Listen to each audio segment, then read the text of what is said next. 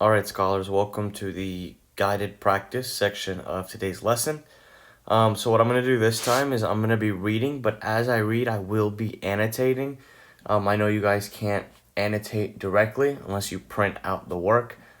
Just try to follow along the way I'm thinking about everything and think about what I'm choosing to annotate and why I'm choosing to annotate it. Alright, so let's get started. Medical care during the Civil War. Medical care during the Civil War was poor. More than 200,000 soldiers died from wounds received in battle. More than twice that number died from disease. So I'm going to underline more than 200,000 soldiers died from wounds. What did they die from? They died from wounds. Then more than twice also died, but for a different reason. What was that reason? Disease. And then you can choose to do this, but I'm going to box this sentence in only because it lets me know generally what the whole article is going to be about. Medical care during the Civil War was poor, meaning not so good. All right. Oh, I almost forgot. Paragraph 1, 2, 3, 4, 5, and 6. All right. Doctors did not have the skills to heal many of the injured and sick troops. They knew little about what caused infections. Surgeons rarely washed their hands or medical tools. They often operated in dirty tents. As a result, infections spread from one patient to another, and surgeons ran out of medicines, such as anesthetics. These are drugs that made patients unconscious during operations. Without anesthetics, many soldiers suffered great pain during life-saving operations. All right, lots of stuff in this paragraph. Doctors, these professionals, did not have the skills to heal the injured and the sick. That's really important because a whole doctor's job is to make sure you stay safe, healthy, and heal you. And then what was the case in Civil War was that a lot of doctors did not have that ability. They knew little about what caused infections. Surgeons rarely wash their hands or their medical tools. So imagine, I'm going to draw it on the side here. Imagine a doctor using this scalpel to slice you open, right? You know, maybe you've got something that needs to get taken care of. And then they turn around and use that same scalpel on your next door neighbor who, by coincidence, also needs to get surgery. That next door neighbor is going to be at risk of getting sick or getting something that you've already gotten used to in terms of sickness. This is, by the way, called a scalpel. We'll get back to that later. Scalpel. Yeah. Okay, so right now I'm right here where the dot is. They often operated in dirty tents. Dirty tents. As a result, infections spread from one patient to another. Surgeons would run out of medicine, such as anesthetics. Okay, I'm going to circle anesthetics, and then I'm going to box in. Actually, no, not box in. I'm going to underline the sentence that comes after, because the sentence that comes after tells me what this word, anesthetics, means. Without anesthetics, many soldiers suffered great pain during life-saving operations. So imagine trying to get your teeth pulled, or maybe you got a cavity that needs to get filled in, but they don't give you a shot beforehand, so you feel them digging around in there all the time. All right. So that was paragraph 1, that was paragraph 2. Now we're going to get started on paragraph 3. Civil War surgeons had only simple tools. They used bone saws to remove wounded arms and legs before infections could kill the injured men. They used bullet probes to remove bullets with razor-sharp knives called scalpels. They cut through flesh. They applied tight bandages called tourniquets to stop bleeding. They set patients' limbs in splints to keep broken bones from moving.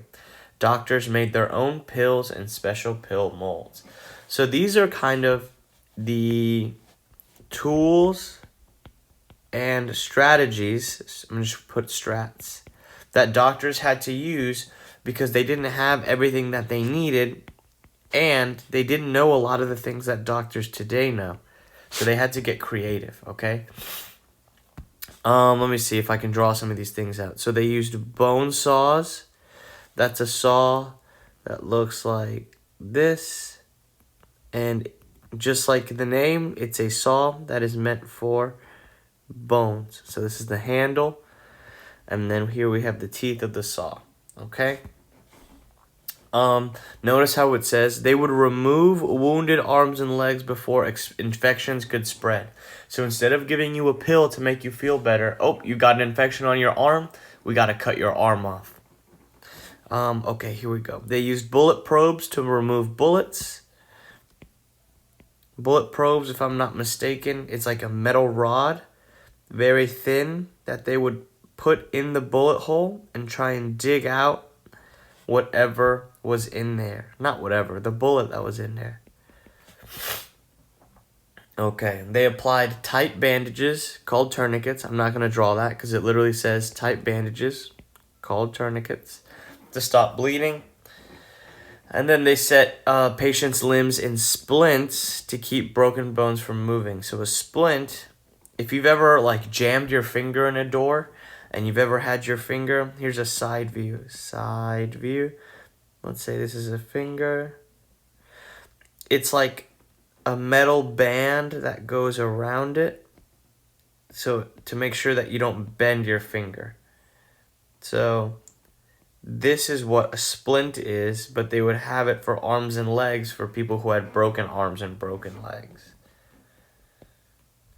It's a side view of a finger. There's the fingernail. Okay. All right, so that's the end of paragraph 3. I'm going to read paragraph 4 right here. At times, especially in the South, doctors did not have any basic tools and drugs. Instead, they used tree branches for splints, treated burns with cucumbers, and prescribed tea made from geranium, a flowering plant for troops with diarrhea. So again, this paragraph, I'm going to extend to this bracket up here. This paragraph is also tools and strategies that these doctors would have to use. Cucumbers for burns, tree branches for splints, flowers of tea for diarrhea. So these are not normal solutions to these problems. These are just examples of how doctors would have to make do with what they had during the Civil War. All right, paragraph 5. Diseases spread quickly in both armies' crowded, filthy camps. No one knew about germs. Super important. Soldiers drank dirty water. They threw garbage on the ground, attracting rats and flies. Sometimes armies camped near germ-infested swamps. Again, these are examples of things they would do, the soldiers, that lets you know that they don't know about germs or the effects that germs have on your body. So let's go to paragraph 6 then. Thousands of women in both the North and South tried to ease the suffering of sick and wounded soldiers. Clara Barton, who we read about in the warm-up, started the American Red Cross and was one of the many women whose courage and kindness had won the soldiers' respect. So you got to remember back then, people have this idea of what women can and can't do and what they're able or not able to do. So the fact that these sexist soldiers, in a way, found respect for this woman who was helping them on a battlefield where they thought only men belonged is something really huge and a huge step forward in terms of how women were seen. All right, so let's look at some of the questions. I'm going to take my annotations off. Switch the page. Okay. So here, this is the end of the... Oh, let me get another layer in here. Okay, I'll do these answers in green. All right. So this is the end of reading. End of reading. So that was this. So now here are the first 3 questions that come after the reading that I give you. I'm going to walk you through these. All right. So this says... True or false? Disease, so this is like sicknesses, killed more people than guns. So sickness creating more or less death than war. So I'm going to go back to the reading. I'm going to switch the page here real quick. And I'm going to look for, let's see, Here we go. We can find it in the very first paragraph. Medical care during the Civil War was poor, okay? More than 200,000 soldiers died from wounds received in the battle. More than twice that number died from disease. So let's see. More than twice that number died from the disease. So let's go ahead and change our page back again. So true or false? Disease killed more people than guns during the Civil War? I would say that that is, based on what we just read, true. Okay, let's go to the second one. Why are germs important to know about according to the reading? All right, so let's read through every single one of our answers. To use them against the enemy. Germs are being used against the enemy? I don't think we read anything about that. To keep the medical tools clean. Germs, we use germs to keep the medical tools clean? No, I don't think we use germs to do that. Germs keep them unclean. So it's got to be one of these two answers here. Germs either are important to know about to not get the coronavirus, or germs are important to know about to help prevent the spread of disease. Now, I'm going to leave this one up to you guys. It's between these two answers. Which is the best answer for what we just read about? And think about the time period. These are the 1800s, okay? All right, number 3. Based on the reading, who had worse war injuries, the Union or the Confederacy? So they're asking who out of these two groups, Group 1 or Group 2, who had worse war injuries? So let's go back to the reading. I got to take off these annotations and switch the page. Okay, so I remember reading about that near towards the bottom. So let's go ahead and look at paragraph number 4. Should be the second to last one. Or not 4, excuse me. It should be paragraph 5.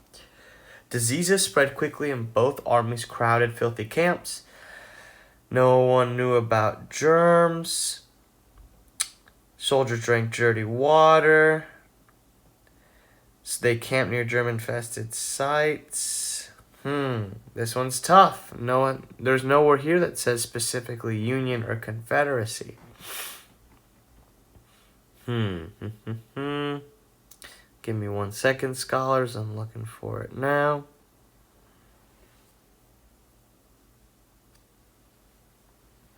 Okay. So, this is what we call a trick question. Mr. Lopez just spent a ton of time looking for those key words. I'm going to flip back to him so you can see him. Looking for the keywords Union and looking for the keywords Confederacy. And I didn't find them in the reading. So you might be thinking, Mr. Lopez, what do I do? I'm not sure. It's not in the reading. So what do I do now?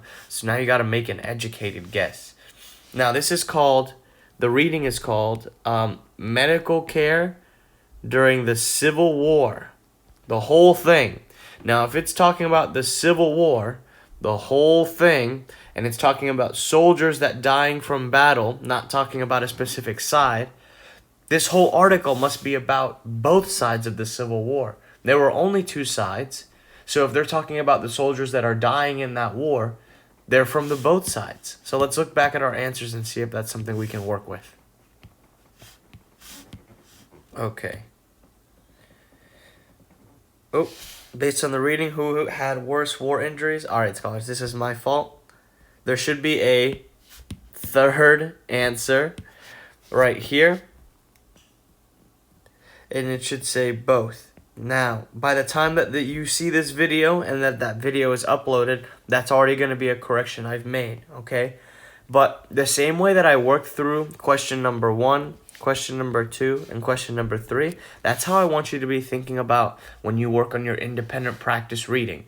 Reading through the whole thing, annotating in whatever way is easiest for you given our situation, and then breaking down each question and each answer to the question so that we can figure out, like detectives, what's the best and most correct answer. Alright guys, that's going to be everything for the guided practice. Go ahead and finish the rest of the questions. Don't forget to answer number 2. I narrowed down the options, but I did not tell you the answer. You're going to have to find it for yourself. Remember, if you have any questions or comments, feel free to communicate with me on Talking Points or send me an email. Bye.